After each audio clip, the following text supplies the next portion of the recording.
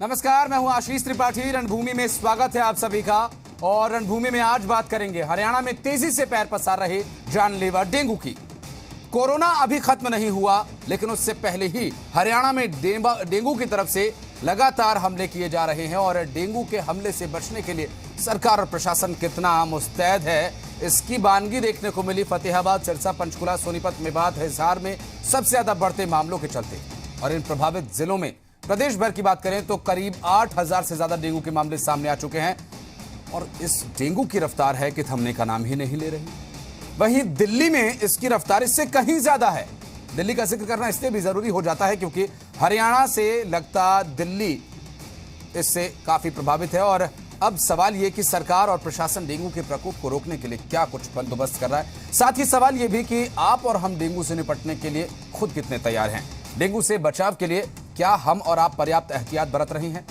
कहीं आपकी लापरवाही आपके साथ और आपके दूसरों के साथ ये जानलेवा तो नहीं बन रही? इस विषय पर चर्चा करेंगे अपने खास मेहमानों से, लेकिन उससे पहले एक रिपोर्ट।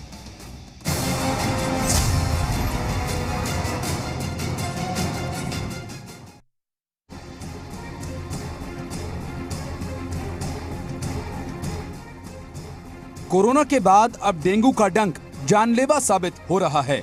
देश की राजधानी दिल्ली से लेकर हरियाणा तक डेंगू अपने पैर पसार रहा है। दिल्ली में हर हफ्ते डेंगू के औसतन 1000 नए मरीज सामने आ रहे हैं। दिल्ली से सटा होने के कारण हरियाणा में भी डेंगू तेजी से फैल रहा है। सबसे ज्यादा डेंगू के मामले फतेहाबाद से सामने आए हैं। यहाँ पर अब तक डेंगू के मरीजों की संख्या 800 के पार हो चुकी है, जबकि 2017 में यहाँ सिर्फ 417 डेंगू के केसेस थे। सिरसा में भी पिछले काफी समय से डेंगू के मामले बढ़ रहे हैं। वहीं सिरसा जिला में डेंगू के 639 मरीजों की पहचान हो चुकी है। सिरसा के अस्पतालों में 23 डेंगू के मरीजों का इलाज चल रहा है। उसके हिसाब से मेरे पास जो रिपोर्ट है, लगभग 64-65 एसडीपी हम लोग जो है स्वास्थ्य विभाग के अस्पताल जो है उसके अंदर हम लोगों को चला चुके हैं और वो सब मुफ्त चढ़ी हैं। वो बात अलग है कि एसडीपी के अभाव से आज तक कोई मौत डिक्लेयर नहीं हुई है, क्योंकि एसडीपी का मतलब है सिंगल डोनर प्लेटलेट, वो तभी जरूरत पड़ती है आमतौर पर जब आम आदमी की प्लेटलेट 20,000 से कम आ जाए, ठीक है, कोमोर्बिड कंडीशन के अंदर। और अगर 10,000 से नीचे है तभी जरूरत पड़ेगी। फतेहाबाद, पंचकुला, सिरसा, हिसार में बढ़ते डेंगू के मामले चिंता का कारण बने हुए हैं। हरियाणा में अब तक डेंगू के लगभग 8000 मामले सामने आ चुके हैं। आज की तारीख में अगर हम केसेस की बात करें तो हरियाणा में लगभग 8000 केस रिपोर्ट डेंगू में कंफर्म जो है वो हो चुके हैं। और यही वजह है कि डेंगू की रफ्तार को कम करने के लिए केंद्र सरकार की टीम और पंचकुला स्वास्थ्य विभाग की टीम ने फतेहाबाद और सिरसा जिलों का दौरा भी किया। वहीं स्वास्थ्य विभाग की टीम्स घर घर जाकर सर्वे भी कर रही हैं और डेंगू मच्छर का लार्वा मिलने पर संबंधित लोगों को नोटिस दिया जा रहा है। जरूरत पड़ने पर चालान भी हो रहे हैं। लेकिन इतने भर से डेंगू को रोक पाना संभव नहीं है। स्वास्थ्य विभाग और सरकार के साथ आम लोगों को भी जागरूक होकर डेंगू के डंक से सावधान रहना होगा, एहतियात बरतनी होगी, तभी जाकर डेंगू को फैलने से रोका जा सकेगा। ब्यूरो रिपोर्ट, जी मीडिया।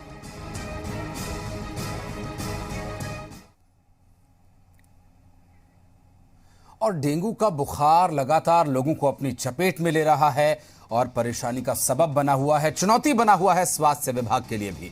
इस विषय पर बातचीत करेंगे। हमारे साथ health expert doctor Mahesh Chhabra मौजूद हैं। भारत भूषण जुयाल साहब हमारे साथ जुड़े हैं। भरत जी, स्वागत है आपका। डॉक्टर साहब, स्वागत है आपका। और हमारे साथ जितेंद्र चंदेलिया जी हैं कांग्रेस से। जितेंद्र जी, आपका भी बहुत बहुत स्वागत है। मैं भरत जी से और जितेंद्र जी से सवाल करूंगा, लेकिन इससे पहले महेश जी, आपसे मेरा पहला सवाल कि इस वक्त जबकि हम देख रहे हैं कि तेजी से डेंगू के केसेस बढ़ रहे हैं, आम लोगों के लिए, हर एक बाशिंदे के लिए क्या ड्यूटीज बनती हैं, क्या डोंट्स एंड डूज आपको दिखाई देते हैं जो आप सजेस्ट करना चाहेंगे? धन्यवाद जी न्यूज़ का अपने स्टूडियो में इसके जागरूकता के बारे में जो ये अभियान आप चला रहे हैं, मुझे लगता है कि इससे लोगों को, पब्लिक को काफ़ी फायदा होगा। देखिए, सबसे पहली बात तो ये है कि ये डेंगू जो फैलता है किससे फैलता है? ये है मच्छर से। जो मच्छर अपने यहाँ पर जो है जिससे ये फैलता है वो है एडिस ग्रुप का मच्छर है, यूजुअली इजिप्शियाई। ये मच्छर साफ जल में पनपता है। पनपने से अर्थ ये है कि ये वहां अंडे देता है, इसके लार्वे बनते हैं और वो जो लार्वे हैं फिर उनसे मच्छर एडल्ट बनता है और वो फिर आगे अपना काम करते हैं, अर्थात डेंगू फैलाते हैं। जी। यदि हम ये देखें कि साफ जल का स्रोत क्या है सबसे बड़ा, वो है बरसात। तो बरसात शुरू होने से पहले, मतलब जून जुलाई में, हम अगर अपने आसपास के पर्यावरण में, वातावरण में जो चीजें जहां पे पानी इकट्ठा हो सकता है, हमें लगता है कि इन चीजों में पानी रुका रहेगा कई दिनों तक, मच्छर को पनपने की जगह मिलेगी, तो उन्हें हमें खाली करना है। अगर किसी चीज की जरूरत नहीं है उसको आप उल्टा करके रख दीजिए कि उसमें पानी ना रुके। और यदि कोई ऐसा इंडिस्पेंसेबल है कि आपको वो उसको खाली नहीं कर सकते, तो वो बीच बीच में उसको साफ जरूर करते रहे, ताकि मच्छर का जो साइकिल है उसका अंडे से लेके लार्वा और एडल्ट तक बनने का, हम उस साइकिल को ब्रेक कर दें। जी। तो ये तो बात आ गई प्रिवेंशन पार्ट पे। जी। तो प्रिवेंशन बेस्ट है, क्योंकि आप ये समझिए कि एक पेशेंट चाहिए डेंगू का, उससे उसको 2-3 और मच्छरों ने काटा जिनके अंदर डेंगू का वायरस नहीं है, तो वो आगे फैलता ही जाएगा। और फिर ये धीरे धीरे एपिडेमिक, जैसे आप देखते हैं कोरोना में जैसा हुआ कि 1 से 2 को फैला, 2 से 3 में, उसमें तो इंसान से फैल रहा है, ये मच्छर से फैल रहा है। तो ये चीज ध्यान रखने की सबसे बड़ी। अब इसके अंदर जो है कि प्रशासन का सहयोग ये है कि जिन जगहों की जो पब्लिक प्लेसेस है, जहां पे खड्डे हैं, जो पानी खड़ा होता है, तो उन चीजों की मैनेजमेंट उन्हें करनी है। तो वो उन्हें देखना है कि उसको कैसे मैनेज किया जाए कि इसके अंदर मच्छर ना पनपे। और ये सबसे जरूरी पार्ट है। बाकी एक इलाज का पार्ट है, जो तकलीफ से आता है पेशेंट, उसे क्या ध्यान रखना, तो हम आगे जो अब करेंगे डिस्कशन, जी, निश्चित रूप से डॉक्टर साहब, ये एक बहुत ही जो प्रिवेंशन वाला पार्ट आपने कहा, ये तो हमें पहले ही ध्यान देना चाहिए था, लेकिन अब प्रिवेंशन चूंकि इतनी अच्छी तरीके से शायद नहीं हो पाई या कहां चूक हुई, इस पर भी चर्चा करेंगे। आगे हमें क्योर पर ध्यान देना है। भूषण साहब हमारे साथ लगातार बने हुए, जितेंद्र चंदेलिया जी मौजूद हैं। भूषण साहब, एक स्थिति अब इस वक्त जो आप हरियाणा में देख रहे हैं, हमने कोरोना से न जाने अपनों को कितने ही अपनों को खोया है, अभी ये इस गम से हम उबर भी नहीं पाए कि डेंगू ने इस हालत में ला दिया है कि हमें सोचना पड़ रहा है कि क्या स्थिति है, कैसे हम इससे निपटें, और बार बार आंकड़ों को देखते हैं तो वो बढ़ते नजर आ रहे हैं। कैसे इन्हें काबू करेंगे सर? क्या प्रयास हैं स्वास्थ्य विभाग के और सरकार की तरफ से डेंगू को रोकने के लिए? आशीष जी, पहले तो मैं धन्यवाद देना चाहूंगा डॉक्टर महेश जी का। उन्होंने बड़ी एक अच्छी जानकारी दी है कि डेंगू का अगर कोई पेशेंट हो जाता है तो उससे आगे भी डेंगू दूसरे साधारण मच्छर के काटने से भी फैलता है। एक प्रकार से एपिडेमिक जो है इससे क्रिएट हो सकता है। ये बहुत बड़ी जानकारी है जिसकी आम आदमी को जानकारी नहीं है कि डेंगू के पेशेंट वो समझते हैं कि कोरोना तो इंसान से इंसान को फैलता है, लेकिन डेंगू जो है वो शायद एक मच्छर, विशेष मच्छर के काटने से ही होगा। लेकिन अभी बड़ी जानकारी, बढ़िया जानकारी दी है कि जिस पेशेंट को डेंगू है उसको कोई अन्य मच्छर, साधारण मच्छर भी काटता है तो उससे भी, और वो मच्छर किसी और को काट ले तो उससे भी जो है ये बीमारी फैलती है। डॉक्टर साहब, धन्यवाद जिस विषय पर आप मेरे से बात करना चाह रहे हैं। देखिए डॉक्टर साहब ने ये बात तो बहुत बढ़िया तरीके से एस्टैब्लिश की है कि इसका सबसे बड़ा तरीका है डेंगू ना होना और ना फैलने का, कि हम समय रहते सावधानियां बरत लें। विशेषकर उन क्षेत्रों में जहां कूलर का इस्तेमाल होता है गर्मी के सीजन में, वहां पर कूलर में पानी रह जाता है और यहाँ पर भी ज्यादा पड़ा रह गया वो पानी, और उसमें जो अंडा देने का, लार्वा बनने का और उसके एडल्ट मच्छर बनने का वो साइकिल कंप्लीट हो गया। और बाद मां को पानी फेंक, उसने एक डेंगू के मच्छर ने एक व्यक्ति को काटा और उससे आगे कई लोगों को फैल गया, तो इस फैली है। उसमें प्रशासन का काम निश्चित रूप से ये होता है कि जागरूकता के अभियान चलाए जाए। उसके लिए सरकार ने स्कूलों में जागरूकता अभियान चलाए, जिस प्रकार से टेलीविजन के माध्यम से, अन्य माध्यम से, जैसे आजकल चलता है कि मोबाइल पे पहले से उसकी कोई ऐसी खबर जाए, इस प्रकार का प्रिकॉशनरी हो, एक एडवर्टाइजमेंट जाए, वो सब सरकार करती है। लेकिन फिर भी कहीं ना कहीं आम आदमी जो उससे चूक कर जाता है। सरकार क्या ये कि ड्रेनेज को खाली कर ले, गंदा पानी ना खड़ा हो, लेकिन ये तो साफ पानी में पैदा हो। सरकार ने जैसे पिछले सालों का उदाहरण देखें तो लगभग 10,000 से ज्यादा केसेस जो है 2015 में थे, 6,000 से ज्यादा केसेस 2017 में थे। तो इस बार भी काफी केसेस सामने आए हैं, जैसे आप भी एक डाटा बता रहे थे। तो कहीं ना कहीं हम लोगों की आम आदमी की लापरवाही भी रही है। लेकिन इसमें सरकार का जो रोल है वो है कि समय पर फॉगिंग हो और समय पर जो है जहां पर ये जल इकट्ठा हो सकता है उसको निस्तारण करने का कार्यक्रम करे। तो जैसे 380 डोमेस्टिक ब्रीड चेकर्स हैं, वो पूरे प्रदेश में डिप्लॉय किए। 380 ब्रीड चेकर्स जगह जगह जाएं, निशानदेही करें और उसके बाद उसको खत्म करने का काम करें। इसी प्रकार से 1400 hand operated plus 35 vehicle mounted fogging machines का जो सरकार ने प्रबंध किया, उसका भी भरपूर इस्तेमाल कर रही है सर। ऐसा नहीं है सरकार अपने आप करती है। सरकार मुख्य उसके बाद भी हो जाता है कि जब पेशेंट आ जाए तो उसका इलाज किस तरीके से हो। उस मामले में सरकार ने पूरे तरीके से सतर्कता के साथ इस काम को अभियान को चलाया है। प्रदेश में सभी उसको प्रॉपर डायरेक्शंस दी गई और उसके बाद उनको यहाँ तक कहा गया कि किसी भी सरकारी हॉस्पिटल में कोई पेशेंट एडमिट है उसको प्रॉपर तरीके से इलाज मिले। उसको प्लेटलेट्स कमी आने के कारण ये ना हो कि प्लेटलेट्स की कमी के कारण उसकी जान पर बनाए, तो उसको चाहे प्राइवेट हॉस्पिटल में ब्लड बैंक से प्लेटलेट्स अवेलेबल कराने हो, उसकी कीमत दे हो, वो बाद में रियम्बर्स जो है उनको हम करेंगे प्राइवेट सेक्टर को। लेकिन सरकार इस चीज का पूरा जिम्मा लिया है। देखिए, ये प्रबंध जो अस्पताल या स्वास्थ्य विभाग की तरफ से किए गए हैं, ये हॉस्पिटल में सामान्यतः हरियाणा सरकार की तरफ से या स्वास्थ्य विभाग की तरफ से मुहैया करवाए जाते हैं और हर साल ये चीजें होती हैं।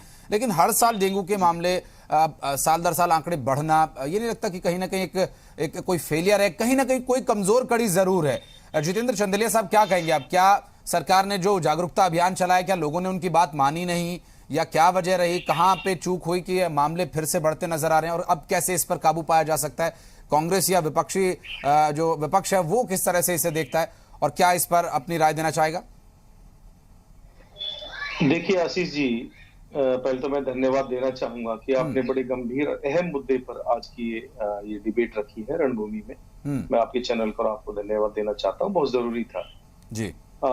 देखिए, प्रदेश सरकार जो डबल इंजन की सरकार है हरियाणा में, दुष्यंत और मनोज जी की, उनका नैतिक कर्तव्य बनता है, किसी भी सरकार का नैतिक कर्तव्य बनता है कि प्रदेश की जनता को, जहां भी सरकार जिस भी पार्टी की हो, कि हम ये राजनीतिक मुद्दे पर बात नहीं करेंगे, राजनीतिक मुद्दा बनाना नहीं चाहेंगे इसको, क्योंकि मानवीय मूल्यों की रक्षा की बात है, प्रदेश के लोगों की जान की बात है। तो हमें राजनीति से अलग हटके सिर्फ और सिर्फ हम ये बात करेंगे कि लोग यहाँ पर एहतियात बरते, लेकिन उसके साथ में जो मूलभूत समस्या होती है उनका निदान करना वो सरकार का काम है, सरकार का नैतिक कर्तव्य बनता है। इसीलिए लोग सरकार को चुनते हैं।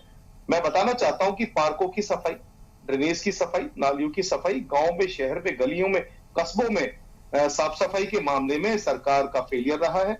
मैं बताना चाहता हूँ फरीदाबाद, फतेहाबाद और खासकर जो पिछड़ा एरिया हरियाणा का सबसे पिछड़ा एरिया मेवात, वहां पर बहुत ज्यादा गंदगी है। वहां पर ड्रेनेजों की सफाई नहीं हुई, नालों की सफाई नहीं हुई है। हाउसिंग बोर्ड कॉलोनियों के हाल देख लीजिए जितने हरियाणा के अंदर है, तो बहुत बुरा हाल है। सेक्टर्स में बुरा हाल है, कोई फॉगिंग नहीं है, सरकार की तरफ से कोई भी कदम ऐसा नहीं उठाया जा रहा। तो सरकार को लोगों की जान की कीमत समझनी चाहिए और अपना नैतिक कर्तव्य, क्योंकि अभी डॉक्टर साहब ने जब समझाया था, अभी बताया था आपके चैनल के माध्यम से, डॉक्टर साहब बता रहे थे कि एक विशेष एडिस मच्छर के काटने से ये डेंगू फैलता है। और लेकिन जब डेंगू का पेशेंट होता है कोई भी व्यक्ति, तो उस पेशेंट को अगर साधारण मच्छर खा जाए, उसको खाने के बाद वो किसी और व्यक्ति को खाता है, वो मच्छर काटता है उसको, तो उसको भी डेंगू हो जाता है। तो ये जानकारी हमें दी यहाँ पर डॉक्टर साहब ने, उनका भी हम धन्यवाद करना चाहेंगे। तो मैं बताना चाहता हूँ, जब गंदगी से मच्छर वहां पर उत्पन्न होता है, वो मच्छर डेंगू पेशेंट को वहां पर काटता है, उसके बाद किसी आम साधारण व्यक्ति को काटता है, तो डेंगू तो फैलेगा। तो उसकी रोकथाम के लिए सरकार को सबसे पहला जो उपाय है वो फॉगिंग का होना चाहिए। जागरूकता तो आप फैला रहे हैं, मानते अच्छी बात है, फैलानी चाहिए जागरूकता, और लोग अवेयर भी हैं। ऐसा नहीं है, कोरोना काल में हमने लोगों को मरते देखा। अस्पतालों की जो हालत है वो दुर्भाग्यपूर्ण है। आप देख सकते हैं सरकारी अस्पतालों में और मल्टी स्पेशलिटी हॉस्पिटल, प्राइवेट हॉस्पिटलों की हम तुलना करें, जैसे मैं फरीदाबाद से लेके बात करूंगा, या गुड़गामा की, वेदांता की बात करूंगा, एस्कॉट हॉस्पिटल की, एशियन हॉस्पिटल की, या मेट्रो हॉस्पिटल की, जो मल्टी स्पेशलिटी हॉस्पिटल है, उनकी फैसिलिटीज देख लीजिए आप, और आप सरकारी अस्पतालों का हाल देख लीजिए। ना तो वहां पर स्टाफ है, ना वहां पर इक्विपमेंट है, संसाधन है। तो एक गरीब व्यक्ति को सफर करना पड़ता है। गरीब व्यक्ति को अगर डेंगू हो जाए तो वो मल्टी स्पेशलिटी हॉस्पिटल में अपना इलाज नहीं करा सकता। तो इसके लिए सरकार को कड़े कदम उठाने पड़ेंगे। और सरकार को एक अलग अतिरिक्त कोष इसमें बढ़ाना पड़ेगा, क्योंकि 2.5 लाख करोड़ का कर्ज तो हरियाणा की जनता पे सरकार का है, लेकिन 2.5 लाख करोड़ कहाँ गए पता नहीं। और मैं कहना चाहता हूं, हमारे जो स्वास्थ्य मंत्री हैं अनिल विज साहब, हालांकि वो स्वस्थ रहते हैं, उनके अच्छे स्वास्थ्य की मैं कामना करता हूं आपके चैनल के माध्यम से। मैं उनसे हाथ जोड़कर प्रार्थना करना चाहूंगा, जिस स्तर पर डेंगू फैल रहा है और लोगों की मौत हो रही है, लोगों की जान जा रही है, तो सरकार को संवेदनशील होना चाहिए, सरकार को अपना नैतिक कर्तव्य यहां पर निभाना चाहिए। लोग जागरूक हैं, टीवी चैनल्स के माध्यम से लोग जागरूक हैं, लोगों को पता है, कोरोना काल में लोग जागरूक हो चुके हैं। वहां भी फेलियर रहा सरकार का और यहां भी फेलियर है, ना पार्कों की सफाई है, ना ड्रेनेजों की सफाई है। कोरोना से जागरूक हो गए, लेकिन डेंगू के मामले में वो जागरूकता पता नहीं क्यों नजर नहीं आ रही है। डॉक्टर छाबड़ा लगातार हमारे साथ बने हुए। डॉक्टर साहब, आपने जो बताया कि ये जो डोंट्स एंड डूज हैं इन्हें ना करें, या ये एक बहुत ही बेसिक बातें हैं जिन्हें शायद हम लोगों ने नहीं फॉलो किया, जिसकी वजह से ये चीजें, हम ये परेशानियां अब हमें झेलने को पड़ रही हैं। अभी क्या वो क्रांतिकारी कदम उठाए जाने चाहिए? कुछ ऐसी बातें, कुछ इस वक्त क्योंकि अब मामले धीरे धीरे बढ़ रहे हैं, तो एकदम से रोक लगाने के लिए क्या है एफर्ट्स, और ऐसे हालात में जब डेंगू बढ़ रहा है तो हॉस्पिटल्स में क्या प्रिकॉशंस होनी चाहिए, हमें इक्विपमेंट्स के साथ कितना तैयार रहना चाहिए? मैं चाहता हूं कि आप इस पर भी कुछ बताएं। हाँ जी, देखिए, पहले तो जो हम बात कर रहे थे इसके फैलने की, इसके बढ़ने की, कि क्या कारण क्या है, क्यों ये ऐसा हो रहा है, क्योंकि पानी कहीं खड़ा है जो जिसके अंदर मच्छर पनपते हैं। लेकिन आप इसके पीछे और बहुत सी चीजें, जैसे यदि हम प्लानिंग के फेज पे कहें तो ये क्यों जरूरी है, ये बातें हमें पता होनी, क्योंकि जैसे जैसे आप देखें शहरीकरण बढ़ रहा है, जैसे जैसे पर्यावरण का बदलाव हो रहा है, ग्लोबल वार्मिंग हो रही है, तो नए नए एरियाज के अंदर डेंगू का मच्छर अब पनपने लगा है। जो एरियाज पहले ठंडे थे, थोड़ा तापमान बढ़ने लगा, वो वातावरण भी मच्छर के पलने के लिए अब उपयुक्त हो गया। मच्छर अब उन एरियाज में आ रहा है जहां पे पहले आप देखें 1995 से पहले इस एरिया में डेंगू नहीं था। तो ये हम ये देख रहे हैं कि ये शायद जो ग्लोबल वार्मिंग हो रही है उसके साथ में डिजीजेज नए एरियाज में जा रही है। वो बीमारियां जो कि पहले सिर्फ गर्म देशों में होती थी, अब वो बढ़ रही है और नए नए एरियाज में जा रही है। हाँ। पहली बात तो ये जी। हम शहरीकरण को अगर हम एक व्यवस्थित तरीके से करेंगे तो हम इस तरह के खड्डे या इस तरह के जो मच्छर के पनपने की जो जगह हो सकती हैं, हम इन चीजों को प्लानिंग के फेज पे ही हम ध्यान रखें कि हमें क्या करना क्या नहीं करना। वो पार्ट एक प्लानिंग का पार्ट है और इसके लिए लॉन्ग टर्म गोल्स चाहिए, लॉन्ग टर्म विजन चाहिए, उसके हिसाब से प्लानिंग चाहिए। वो एक सेपरेट इशू है। अब बात आती है क्लिनिकल पार्ट की। देखिए, जो पेशेंट है वो आया, अब यहां पे समस्या क्या है कि ज्यादातर जो लोग हैं सिर्फ कही सुनी बात के ऊपर कि पपीते का जूस पी लो, बकरी का दूध पी लो, ये चीजें कोई रेगुलेटेड नहीं है, इनका कोई प्रूवन वैज्ञानिक आधार नहीं है। ये सब नुकसान करने वाली चीजें। डेंगू कुछ पेशेंट्स के अंदर, मान लीजिए मुश्किल से 5-6% लोगों के अंदर, आप पहले तो ये समझिए कि 3/4 पेशेंट में तो लक्षण ही नहीं आएंगे। डेंगू होने के बावजूद 1-2 दिन दर्द हुआ और वो ठीक हो गया, बस कुछ नहीं हुआ, वो डॉक्टर के पास गया भी नहीं, वो पेशेंट अपने आप ही घर पे ठीक हो गया, उसको पता भी नहीं मुझे डेंगू हुआ था और ठीक हो गया। नहीं, हाँ, मतलब जो भी समझिए कैसा इन्फेक्शन था, क्या था, वो कई चीजें हैं, उसको डायबिटीज नहीं है, तो 25% लोगों को फीवर होगा, प्रॉब्लम्स होंगी कुछ, उनमें से कुछ लोगों को सीवियर होगा, उनमें से 25% में से आगे लगभग 20% या 25% लोगों को थोड़ी ज्यादा होगी दिक्कत, और 2.5% पेशेंट लगभग ऐसे होते हैं जिनको तकलीफ होती है, जिनको के एडमिट भी करना पड़ सकता है या दिक्कत हो सकती है। एक तो ये है कि जो भी आ रहा है वो उसको यही लगता है कि क्योंकि मेरी प्लेटलेट 1 लाख आ गई या 80,000 आ गई, मुझे दाखिल कर लीजिए। नहीं, अगर आपकी प्लेटलेट 1.5 लाख भी है, अगर कोई और प्रॉब्लम है तो शायद एडमिट करना पड़े, और अगर आपकी प्लेटलेट 50,000 भी है और आपको कोई ऐसी प्रॉब्लम नहीं है और डॉक्टर को लगता है कोई ऐसी बात नहीं, आप घर पे ठीक हो सकते हैं, तो वो भी ठीक है। आप समझे, वो डॉक्टर की जजमेंट के ऊपर आप विश्वास करें, वो जो जैसे आपको चेक करता है, क्योंकि ये देखा गया है कि जिन पेशेंट्स में अनकंट्रोल्ड डायबिटीज है, जैसे आप कोविड में देखते थे, साथ ही जिन पेशेंट्स को पहले से हार्ट की प्रॉब्लम है, जिनके लीवर ये बातें किडनी के ऊपर डेंगू का इफेक्ट अच्छे तरीके से, जैसा आप अब यहां पर बता रहे हैं, इतने अच्छे तरीके से हमारे डॉक्टर्स कन्वे नहीं कर पाते हैं। हो सकता है कि वहां पर मरीजों का प्रेशर ज्यादा है या क्या कारण है, वो देखिए। इतने अच्छे तरीके से बातों को एक्सप्लेन नहीं कर पाते हैं। तो ये भी हमें इस बात का भी ध्यान रखना होगा कि हॉस्पिटल्स में आने वाले मरीज को ठीक तरीके से न सिर्फ दवाइयां दें बल्कि उसको इस बारे में जागरूक भी करें कि आपको पैनिक होने की जरूरत नहीं है। देखिए, बात यह है कि जितनी पोस्ट 40 साल पहले 30 साल पहले थी गवर्नमेंट सेटअप्स के लिए, उतनी ही पोस्ट आज है। पॉपुलेशन डबल से ज्यादा हो चुकी है और लोगों में जागरूकता बढ़ी है, वो हॉस्पिटल, सरकारी हॉस्पिटल जाने लगे हैं। अब वहां पे रश बढ़ रहा है। पोस्ट जो सैंक्शन पोस्ट है वो भी पूरी भर नहीं पा रहे हैं हम। सरकार पूरी कोशिश करती है कि जो भी आ जाए हम उसको नौकरी देंगे। मैं छाबड़ा साहब, चूंकि समय की कमी है इसलिए माफी के साथ आपको रोक रहा हूं। मैं चाहूंगा जुएल साहब चलते चलते एक छोटा सा आश्वासन कि अभी क्या हमें सरकारी जो सिस्टम है उसमें और मजबूती करने की गुंजाइश दिखाई देती है? क्या हम इस मामले में और गुंजाइश कर सकते हैं? बहुत कम शब्दों में सर। आशीष जी, सरकार का फेलियर है, सरकार फेल हो चुकी है स्वास्थ्य सुविधा देने के लिए प्रदेश की जनता को। बड़ा दुर्भाग्यपूर्ण है। डॉक्टर साहब बता रहे हैं आपके सामने, डॉक्टर बता रहे कि इनके पास कर्मचारी नहीं है, इक्विपमेंट नहीं है, संसाधन नहीं है। 2.5 लाख करोड़ का कर्ज प्रदेश की जनता पर डबल इंजन की सरकार ने जो किया हुआ है, और कहां गया है? आज से दौर से गुजरे लोगों की मौतें हो रही है, तो पैसा कहाँ है जो हमारी स्वास्थ्य सुविधाओं के लिए जो देना चाहिए था सरकार को? कहाँ गया वो पैसा? पर निर्भर करने की कोशिश करते हैं, आप नहीं निकाल रहे, तो बड़ा दुर्भाग्यपूर्ण। तो वो उस समय जाकर के हम डॉक्टर के पास जाते हैं और उसमें भी कई लोग ये कहते हैं डॉक्टर की दवा भी ले लो और साथ साथ जो है पपीते का जूस, गेलॉय, ये वगैरह सब लेते रहो। तो सर ये बेसिक बातें हो गई। मैं सिस्टम की बात कर रहा हूं। बहरहाल समय की कमी है, माफी चाहूंगा, लेकिन अपने दर्शकों से हम उम्मीद करेंगे कि वो इस बात का जरूर ध्यान रखेंगे। बहुत बहुत शुक्रिया आपका हमारे साथ जुड़ने के लिए। महेश छाबड़ा साहब, भरत भूषण जुयाल जी और जितेंद्र जी हमारे साथ जुड़े, आपका भी बहुत बहुत धन्यवाद इस टॉपिक पर बातचीत करने के लिए। और लोगों से ये उम्मीद करते हैं कि वो इस वक्त जो बहुत बेसिक चीजें उसको फॉलो करें। फुल स्लीव्स के कपड़े पहने, यानी फुल बाजू के कपड़े पहने, और मच्छरदानी का इस्तेमाल करें। मच्छर भगाने की जितने भी साधन आपके पास हैं उनमें से कुछ एक का जरूर आप इस्तेमाल करें अगर आपके आसपास मच्छर बहुत ज्यादा है तो। इन बातों को आप ख्याल रखेंगे तो उम्मीद है कि आप डेंगू से बचे रहेंगे। आपके अच्छे स्वास्थ्य की हम कामना करते हैं।